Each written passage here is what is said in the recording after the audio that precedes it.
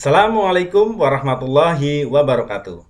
Apa kabar anak-anakku semua? Semoga kalian semua dalam keadaan sehat, walafiat, dan masih semangat untuk mengikuti pelajaran sejarah peminatan. Baik, untuk pertemuan kali ini kita akan membahas tentang warisan kerajaan maritim Hindu-Buddha di Indonesia.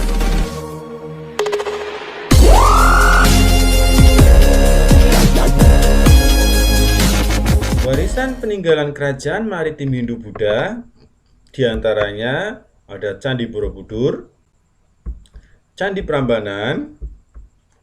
Dalam bidang keagamaan, lambang negara kita Garuda Pancasila. Dalam bidang sastra nanti terdapat Serat Pararaton, ada Kitab Sutasoma. Dalam sistem pemerintahan nanti yang tadinya kepala suku atau adat nanti digantikan dengan sistem kerajaan. Dalam bidang seni ya nanti ada pertunjukan wayang. Ada juga dalam bidang tradisi ya nanti di daerah Kudus ya yang sampai sekarang masyarakatnya masih ya tidak menyembelih sapi ya. Di sana juga terdapat masjid yang menaranya merupakan candi bercorak Hindu. Mari kita bahas satu persatu, mulai dari Candi Borobudur. Candi Borobudur merupakan candi Buddha peninggalan kerajaan Mataram kuno. Candi berbentuk stupa ini didirikan oleh para penganut agama Buddha Mahayana abad ke-8 ya, pada masa pemerintahan Wangsa Syailendra. Candi Borobudur ini adalah candi yang bercorak Buddha terbesar di dunia, terletak di Kabupaten Magelang, Jawa Tengah ya. Nah, candi ini sempat ditinggalkan oleh pemeluk agama Buddha seiring dengan kemunduran kerajaan yang bercorak Hindu dan Buddha. Namun, nanti ditemukan kembali oleh Thomas Stamford Raffles pada tahun 1814 ya. Karena pada waktu itu Thomas Stamford Raffles menjabat sebagai gubernur ya di Hindia Belanda pada waktu itu ya.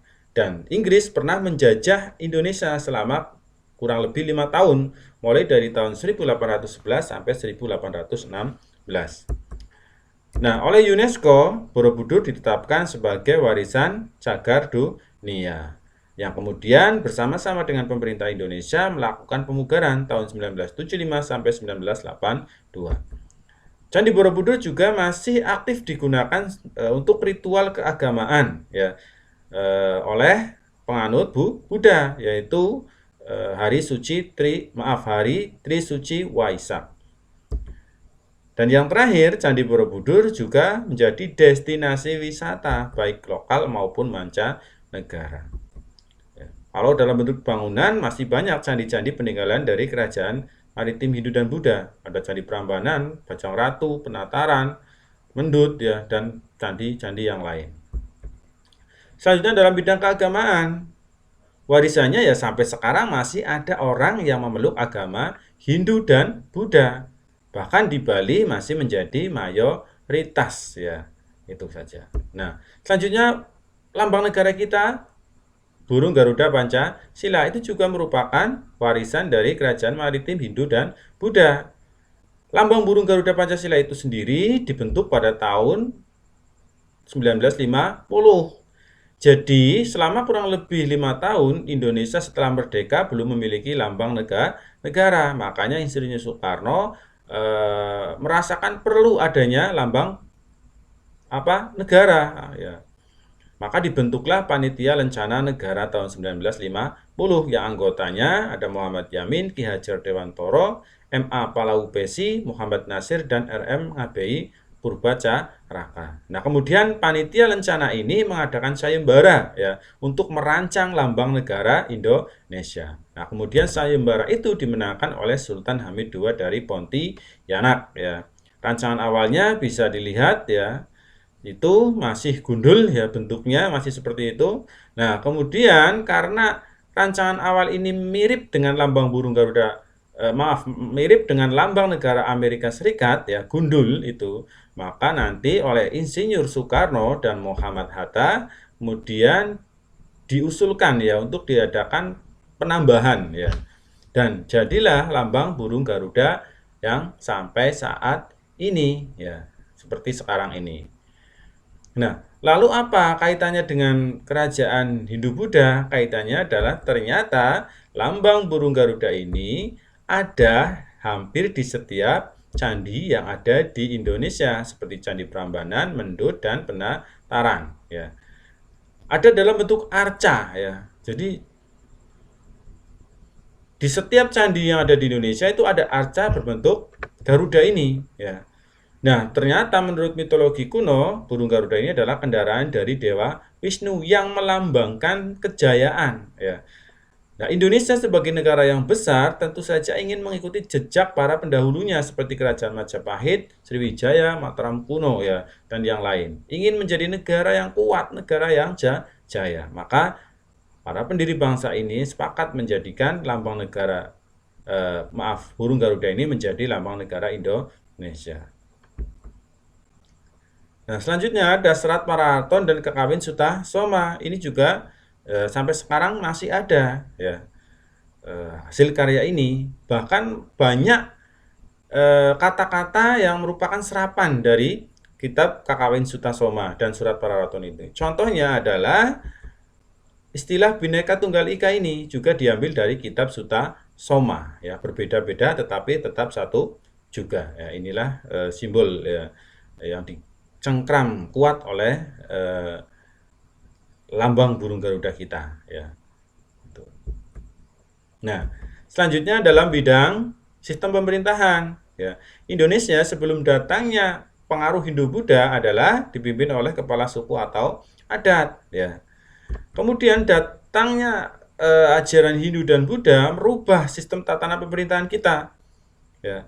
Kepala suku atau adat itu nanti kemudian diangkat, diresmikan, dilantik oleh golongan Brahmana, dijadikan raja. Nah, kemudian sistemnya pun nanti berubah. Yang tadinya kepala suku atau adat itu dipilih karena kemampuan tertentu, misalkan mampu menaklukkan binatang buas, mampu menyembuhkan penyakit, atau mendatangkan hujan dan lain. Intinya dia punya kekuatan ya, kekuatan tertentu sehingga dia layak diangkat sebagai kepala suku atau kepala adat. Namun setelah menjadi raja, kemudian nanti tidak lagi ada pemilihan kepala suku atau pemilihan raja, tapi nanti berganti menjadi keturunan, ada putra mahkota yang nanti melanjutkan sang raja. Itu ya. Itu. Nah, sampai sekarang masih ada, yaitu di Yogyakarta, walaupun sudah berganti menjadi Kasultanan ya, atau bercorak Islam. Jadi Yogyakarta adalah daerah satu-satunya di Indonesia yang masih aktif ya. Aktifnya di mana? Karena Raja Jogja, Sri Sultan Hamengkubuwono X merupakan gubernur Jogja ya. Jadi di Jogja itu tidak ada pemilihan gubernur. Jadi gubernurnya itu turun temurun ya.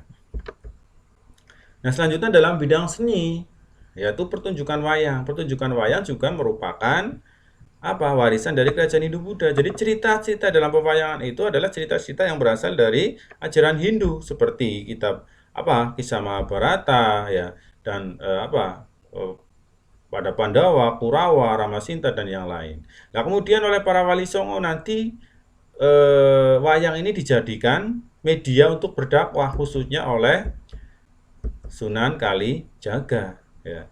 Kemudian nanti Sunan Kalijaga ini juga membuat karakter-karakter lokal ya itu ya. Karena pada waktu itu masyarakat Indonesia itu senang sekali ya dengan pertunjukan wayang.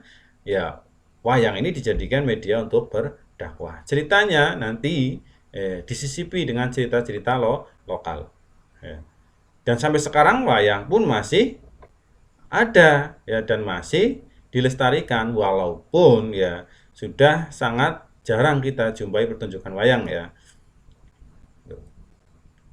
Mungkin hanya itu saja yang bisa Bapak jelaskan untuk pertemuan kali ini. Mudah-mudahan yang sedikit ini bisa bermanfaat. Bapak akhiri, billahi taufiq wal hidayah. Assalamualaikum warahmatullahi wabarakatuh.